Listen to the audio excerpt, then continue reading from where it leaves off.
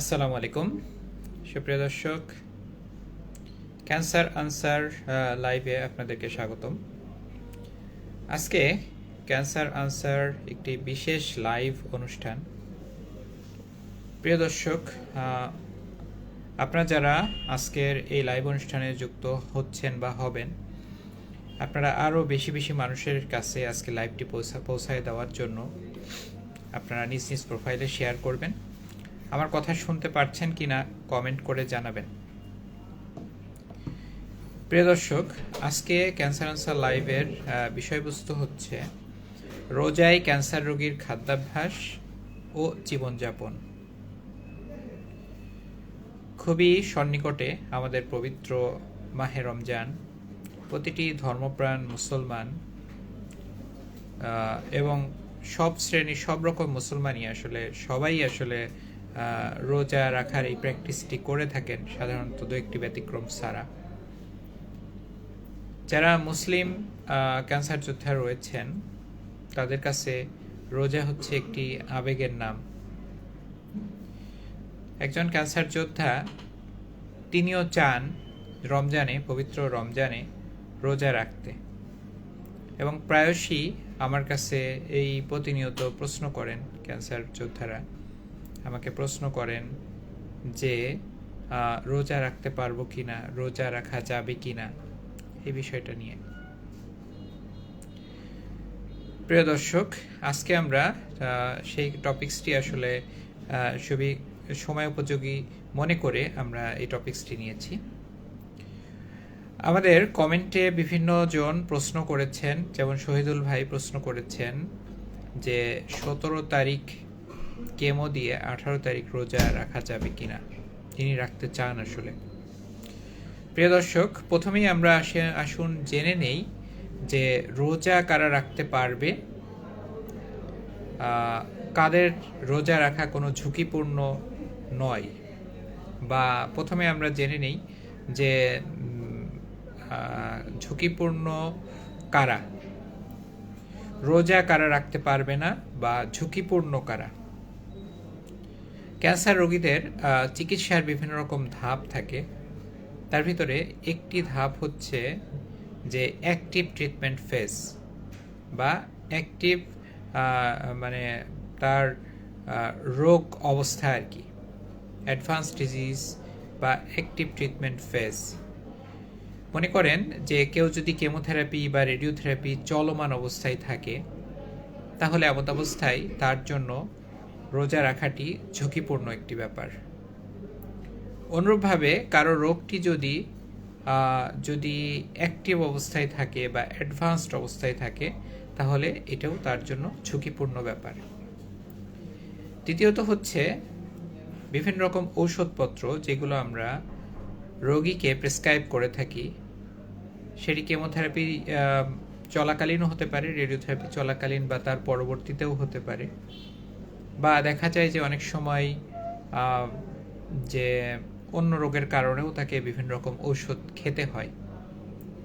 তো এমন অবস্থায় তাকে অবশ্যই ঔষধগুলো যদি খেয়ে তিনি যদি ভালো থাকেন এবং ঔষধগুলো যদি তার ডে টাইমে না থাকে, তাহলে তিনি রোজা রাখতে পারবেন। অন্যথায় তার খুবই প্রয়োজনীয় ওষুধ হলে এবং সেটি যদি ডে টাইমের মধ্যে হয়, অর্থাৎ দুপুরবেলা বা দিনের বেলা যদি থাকে, তাহলে তাকে অবশ্যই তার জন্য রোজা রাখাটা ঝুঁকিপূর্ণ হবে।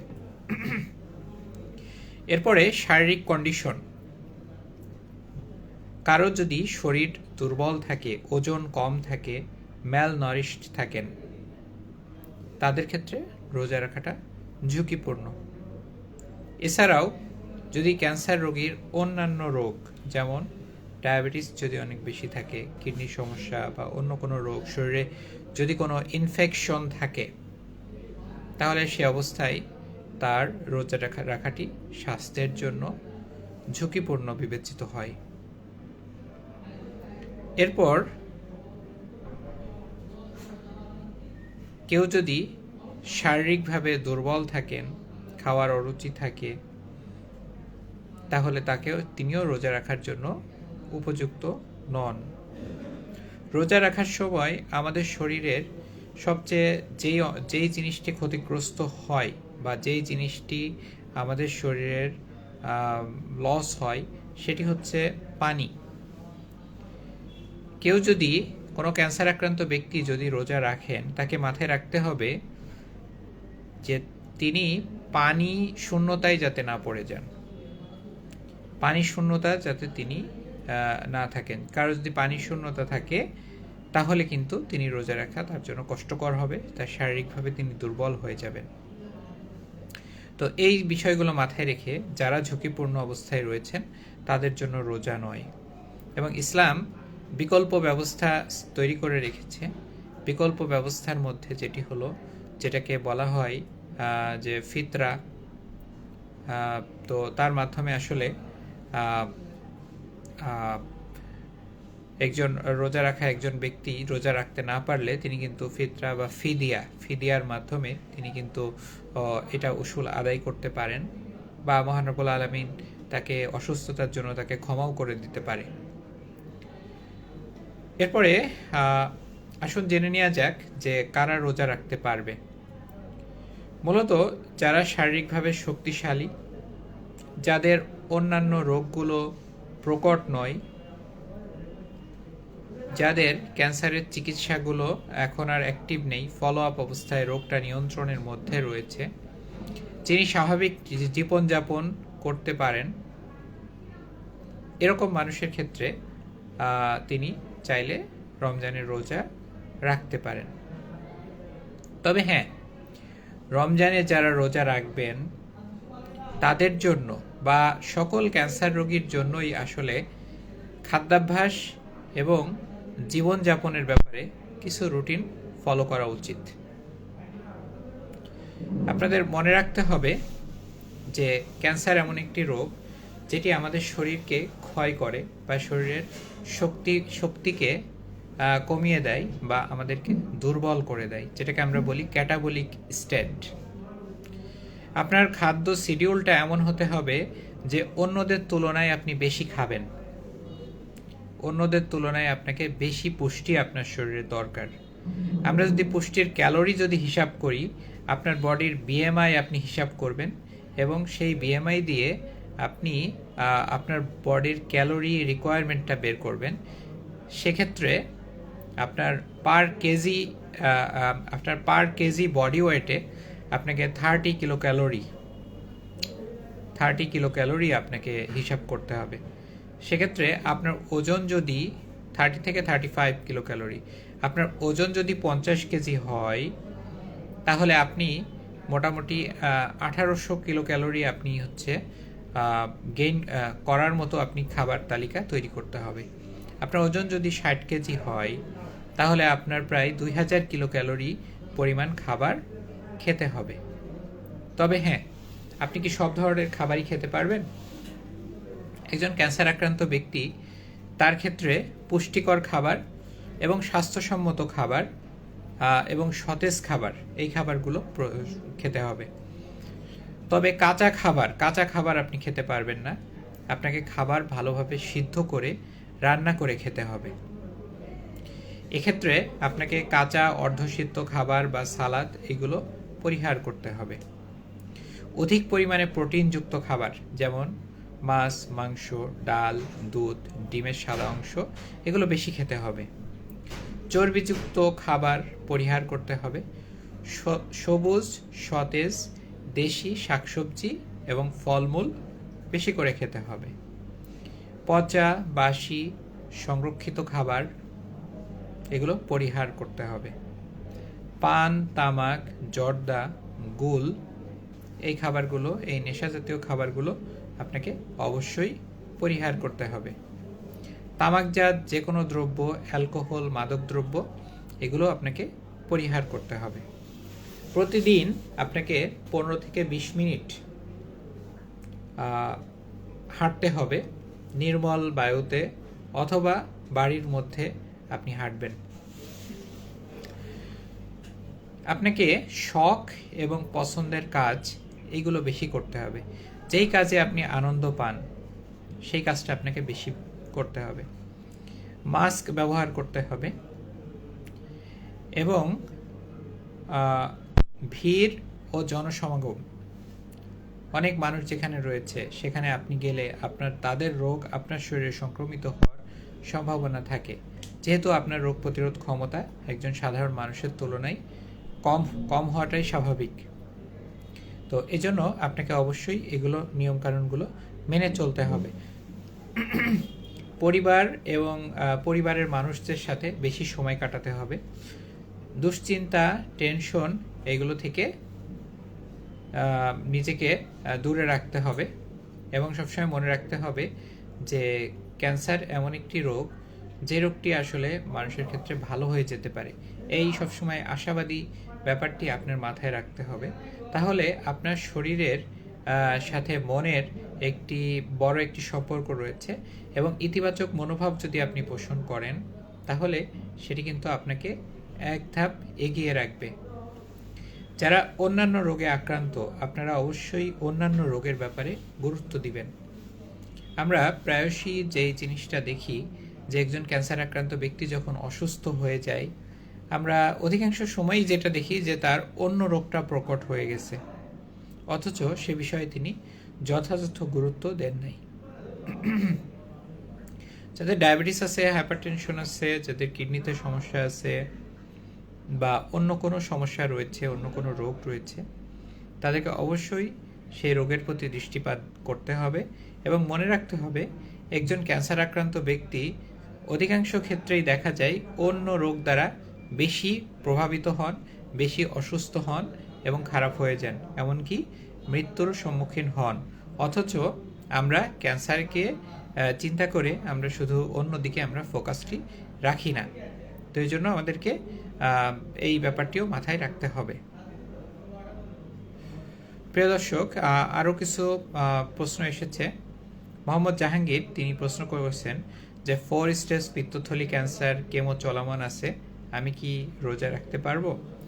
আপনি স্টেজ 4 পিত্তথলির ক্যান্সারে আপনার রোজা রাখাটি আপনার জন্য ঝুঁকিপূর্ণ হবে এবং আপনি কেমোথেরাপি পাচ্ছেন। কেমোথেরাপির পরে কিছু পার্শ্ব প্রতিক্রিয়া থাকে সাধারণত, এবং সেক্ষেত্রে আপনি সেই পার্শ্ব প্রতিক্রিয়াগুলো অতিক্রম করার জন্য কিছু মেডিসিন, ঔষধ আপনাকে নিয়মিত খেতে হবে, তো যেটি আপনি রোজা অবস্থায় খেতে পারবেন না। তো এবং আপনার শরীরে পুষ্টিহীনতা এবং ডিহাইড্রেশন দেখা দিতে পারে। তো এই অবস্থায় আপনার রোজা রাখা মোটেও সমীচীন নয়। আপনি পরবর্তীতে যদি ইমপ্রুভ হয় তখন আপনি নিজে করতে পারেন, বা আপনি যেই আমি ফিদিয়ার কথা বললাম সেভাবে আপনি বিকল্প কাফারা দিতে পারেন।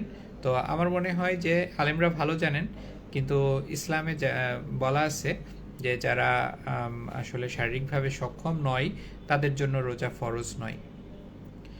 সুমাইয়া আক্তার সাইমা তিনি লিখেছেন, স্যার ক্যান্সার পেশেন্ট কি রোজা রাখতে পারবে? হ্যাঁ, এই বিষয়ে আমি আলোকপাত করেছি ইতোপূর্বেই। ক্যান্সার পেশেন্ট রোজা রাখতে পারবে অবশ্যই, এবং যারা ঝুঁকিপূর্ণ নয় বা যারা কম ঝুঁকিতে রয়েছেন তারাই সেটি রাখতে পারবেন। আরও কয়েকজন প্রশ্ন করেছিলেন। এনামুল হাসান তিনি বলেছেন যে ক্যান্সার অবস্থায় যা খাওয়া যাবে উচিত তার একটি লিস্ট।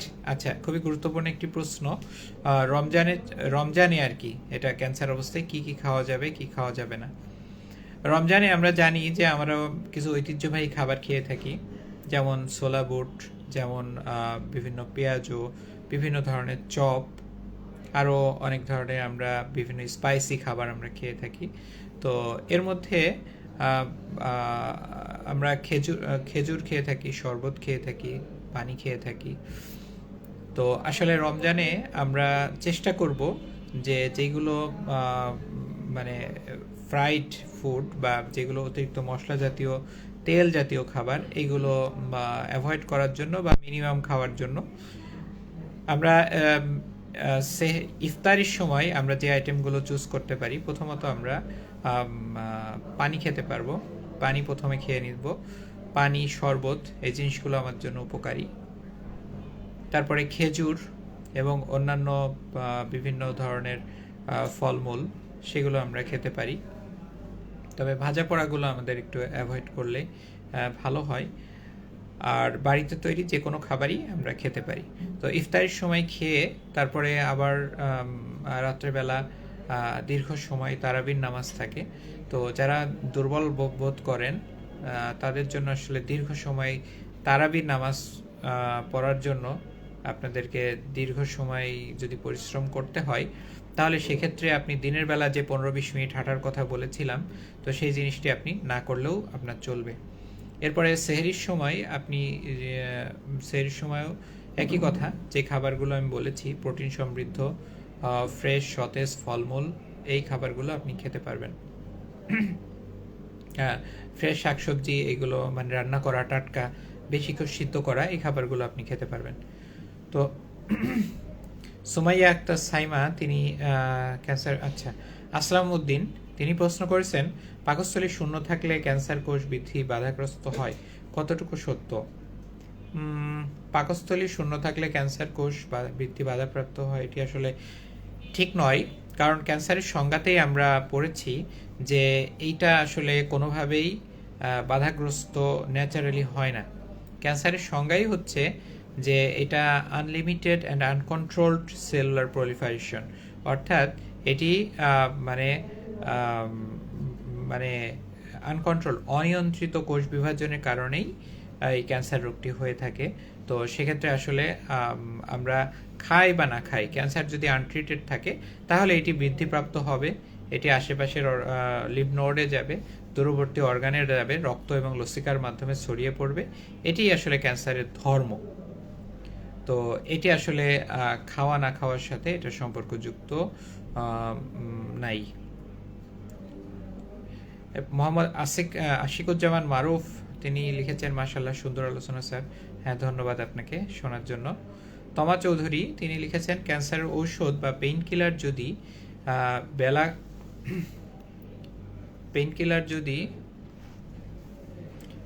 দিনের বেলা খাওয়ার প্রয়োজন হয় তখন কি করা যেতে পারে?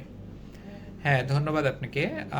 হ্যাঁ, ক্যান্সার রোগীর প্যালিয়েটিভ যারা পেইন অনেক তীব্র ব্যথা যাদের থাকে তাদের পেইন কিলার অনেক সময় খাওয়ার প্রয়োজন হয়। তো সেক্ষেত্রে আসলে আপনি যদি আপনার অতিরিক্ত ব্যথা থাকে, পেইন কিলার খাওয়ার প্রয়োজন হয়, তাহলে তো আপনার জন্য রোজা জরুরি নয়। তো সেক্ষেত্রে আপনি অবশ্যই করতে পারবেন, আমার মনে হয় পরবর্তীতে কাজা করতে পারবেন, বা আপনি রোজা রাখা আপনার জন্য ঝুঁকিপূর্ণ হবে। প্রিয় দর্শক, এরপরে আমরা যেই ব্যাপারটি নিয়ে আমরা আলোচনা করতেছিলাম, আপনাদের প্রশ্ন, মাশাআল্লাহ আপনারা অনেকেই প্রশ্ন করেছেন। আসলে রমজান জিনিসটা একজন ক্যান্সার আক্রান্ত ব্যক্তির উপরে একটি গভীর প্রভাব ফেলে। আজকে আমি একজন রোগীকে দেখছিলাম, তো তিনি বলছেন, স্যার আমি কখনো রমজানের রোজা বাদ দেইনি, এবছর আমি করতে পারবো কিনা। তো তার শরীরে ফিটনেস আছে, তিনি চিকিৎসার মাধ্যমে বর্তমানে ক্যান্সার মুক্ত। তো তিনি সেটি তার জন্য এইটি কম ঝুঁকিপূর্ণ, বা এটি তিনি রাখতে পারবেন। তো এরকম আসলে যারা ভালো থাকে বা ক্যান্সার চিকিৎসার পরে যারা কন্ট্রোল থাকে বা ক্যান্সার কিওর অবস্থায় থাকে, তারা অবশ্যই রোজা রাখতে পারবেন। স্পর্শিয়া হায়া তিনি বলেছেন যে পাউরুটি বিস্কিট কি খাওয়া যাবে? কম বেশি এসব চিনি থাকে জানি যদিও। ধন্যবাদ। যদি কারোর ডায়াবেটিস না থাকে, আর তাহলে আসলে চিনি জাতীয় খাবার ক্যান্সার রোগের জন্য আসলে খারাপ, এই জিনিসটা আসলে প্রমাণিত নয়। অনেকে অনেক রকম কথা বলেন, তবে চিনি জাতীয় খাবার বা শরবত জাতীয় খাবার এটি কিন্তু আমাদের শরীরের জন্য অন্যভাবে ক্ষতিকর হতে পারে। সেটি হচ্ছে রমজানে আর এখন গরম, সে অবস্থায় আসলে আমাদের শরীরে হাইড্রেশন কমে যায়, মানুষ ডিহাইড্রেটেড থাকে। তো সেই অবস্থায় এই চিনি জাতীয় খাবার খেলে ডিহাইড্রেশনটা বেড়ে যেতে পারে, মানে আমাদের শরীরে অসমোলালিটি বেড়ে যেতে পারে, পানি পিপাসা বেশি লাগতে পারে। কাকলি আকন্দ তিনি লিখেছেন, টার্গেট থেরাপি চলছে, থাইরয়েড ক্যান্সার, লেনভা 24 খাচ্ছি সকালে, সেহরির কতক্ষণ আগে খেতে হবে স্যার? হ্যাঁ, ধন্যবাদ আপনার প্রশ্নের জন্য। আপনি লেভাট খাচ্ছেন, তো এটি থাইরয়েড ক্যান্সারের জন্য আমরা দিয়ে থাকি, এবং আপনি আহ, হ্যাঁ, এটি আপনি সেহরি দিনে আপনি একবার খেলেই চলে। সেটি আপনি সেহরির সময়, হ্যাঁ সেহরির সময় আপনি খেতে পারেন। তো সেহরি খাওয়ার আধা ঘন্টা আগে আপনি লেনভার 24 আপনি খেতে পারেন, অসুবিধা নেই। আর আপনার যদি এটাতে কোনো সাইড ইফেক্টের সম্ভাবনা থাকে তাহলে তার একটু আগে আপনি হচ্ছে একটা অ্যান্টি আলসারেন্ট বা গ্যাসের ওষুধ এবং একটা বমির ওষুধ খেয়ে নিতে পারেন। আসলাম উদ্দিন তিনি লিখেছেন যে ট্যাসো 80 সকালে খাই, সেহরিতে খেলে সমস্যা হবে কি? না, এটি 24 আওয়ার্স কাজ করে। এটি আপনি সেহরির সময় আপনি খেতে পারবেন, অসুবিধা নেই। হৃদয় তিনি লিখেছেন যে স্যার মুখের কেমো ক্যাপসিটামিন 2 বেলা নেওয়ার ক্ষেত্রে রোজার সময় কিভাবে নেওয়া যাবে? হ্যাঁ, সুন্দর।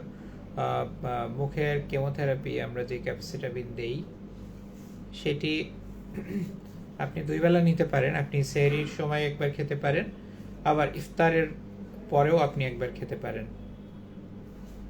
সেক্ষেত্রে অনেক সময় দেখা যায় ক্যাপসিটামিন ওষুধ খেলে বমি ভাব লাগতে পারে, আবার ইয়ে হতে পারে, অ্যাসিডটি বেড়ে যেতে পারে। সেক্ষেত্রে আপনি যখন ইফতার করবেন, ইফতারের শুরুতেই আপনি আপনি অ্যান্টি আলসারেন্ট এবং একটি অ্যান্টি এমেটিক বমির ওষুধ আপনি খেয়ে নিতে পারেন। তো সেটা খাওয়ার পরে আপনি ইফতার করলেন, ইফতারের পরে আপনি ক্যাপসিটামিনটা খেলেন। আর সেহরির সময় অনুরূপভাবে একটু আগে সেহরি করবেন, তার আগে এই 2টা ওষুধ খেয়ে তারপরে আপনি ক্যাপসিটামিন ওষুধটা খেতে পারেন।